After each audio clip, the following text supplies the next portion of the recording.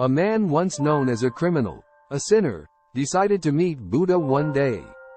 He wanted to take the initiation and ask the Buddha's help, but he was afraid. Maybe people won't let him in.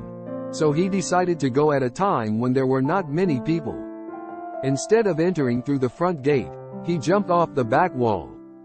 Coincidentally, at that time, Buddha was outside begging. The man was captured by Buddha's disciples. The man said, "I didn't come here to steal anything. I'm well known here. I am hated and feared by most people here. I was afraid they wouldn't let me through the main gate.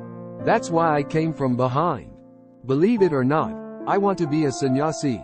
That is why I am here."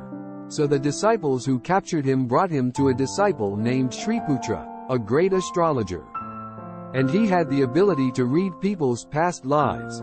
So the disciples asked Shriputra, "Look at this man's previous life. In this world he is a murderer and a sinner. However, he may have made a fortune in his previous life.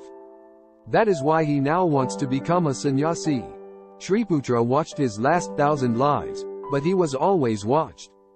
Even Shriputra began to tremble, saying, "He is very dangerous.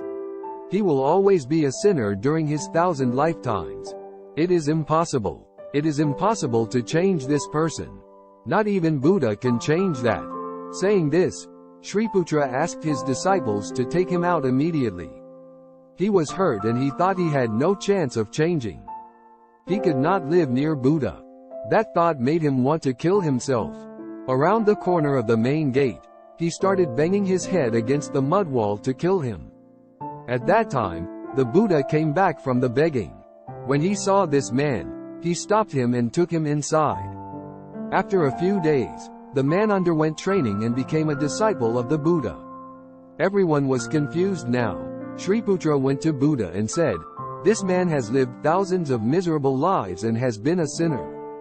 How can this person ever get started? If this person can become enlightened in a few days, what's the point looking at the past life?" Buddha replied, "You looked into his past, but you didn't look into his future. People decide to change at every moment.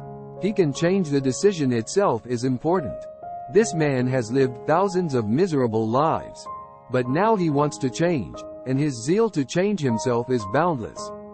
Therefore, after a few days he was able to take the initiative." In our lives we see people judging people by their past lives.